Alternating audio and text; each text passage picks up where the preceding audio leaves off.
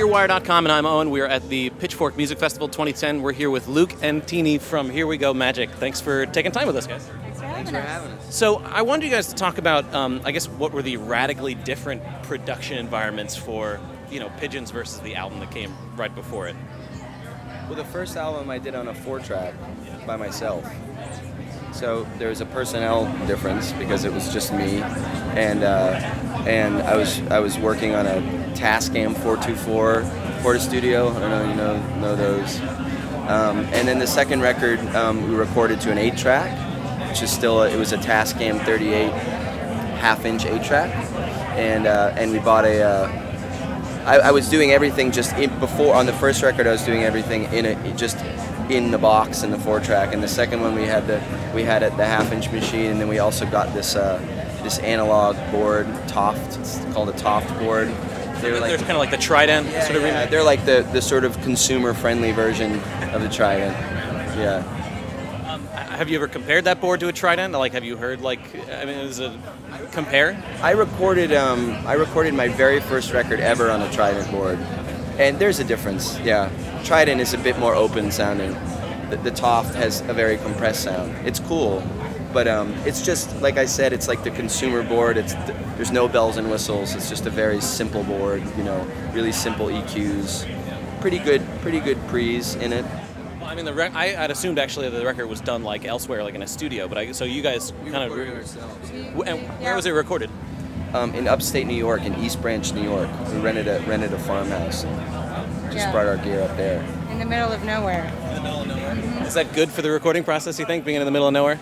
I liked it. Yeah, for that record it was great, I mean, we were just getting to know each other, just personally and as a band. We'd only been together for about 4 months at that point, so it was just sort of like cure by fire, It's just there was nowhere to escape really. We were just in it, and we were like, we didn't really have any preconceived plan on how the record was going to turn out, so there was plenty of time to experiment and troubleshoot and stuff like that.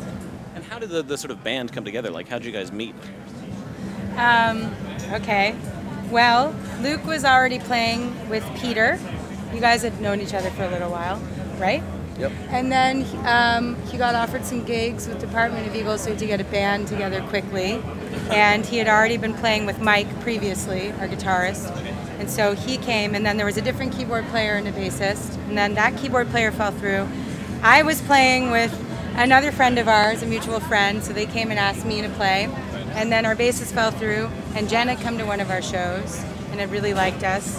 And we bumped into her at a party, and she was like, if you ever want to jam, I can come do it. And we're like, actually, we don't have a bassist tomorrow. You want to come play? And it worked out perfectly. That's good to know a lot of people who can kind of fill in those slots, I guess. Yeah. So, and what's your role in the band? You're playing keyboard right now. And what do you play? Usually a combo organ of some sort, switches. Right now, this festival I've been playing an Acetone, which I love, actually. I love that one. But usually I play a Farfisa. There's Farfisa on the record. And then on the record it was a Juno 1 and a Juno 106. Okay. So when you're taking like the material from the album that you recorded by yourself and kind of translating that to like a live band thing, is that a challenge? Like, how do you work that out? It is at first. I mean, it takes a lot of rehearsing. Especially the first record was very idiosyncratic. Like, it was a small sound.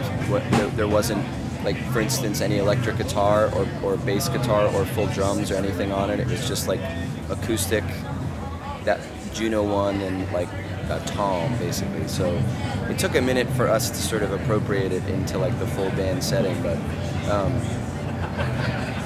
now it just kind of, those songs have taken on a life of their own. We've integrated them into our sound, and now they're the sound of our band. They're really not necessarily like the way that they began, So, and we're developing our sound more and more the more we play. I mean, we're just on tour constantly and playing so many shows. So, we're really we're relatively young. We've only been together for a little over a year. So, and it's been like a real sort of pressure cooker. We've just been like on the road right away, recorded a record right away, and just constantly playing and playing. So, our sound is just sort of naturally taking its own course, becoming something. Do you look forward to taking more time for a next recording? Yeah, I think we want to. Yeah. No, I do Yeah. in the sense that we're kind of thinking about, you know, really rehearsing the songs before we go into recording. Because this time we kind of like, Luke would come with a sketch of a song and then we would kind of figure it out. And that's cool, that creates a certain sound. But I'm excited to like really arrange how we do when we play live. Because I think that that's our strongest suit, is we're a really good live band. Yeah, right on. And I think that it would be really cool to hear that in a recording. Well, thanks very much, guys. Thanks for having us. I've really enjoyed both of the albums quite a bit. So.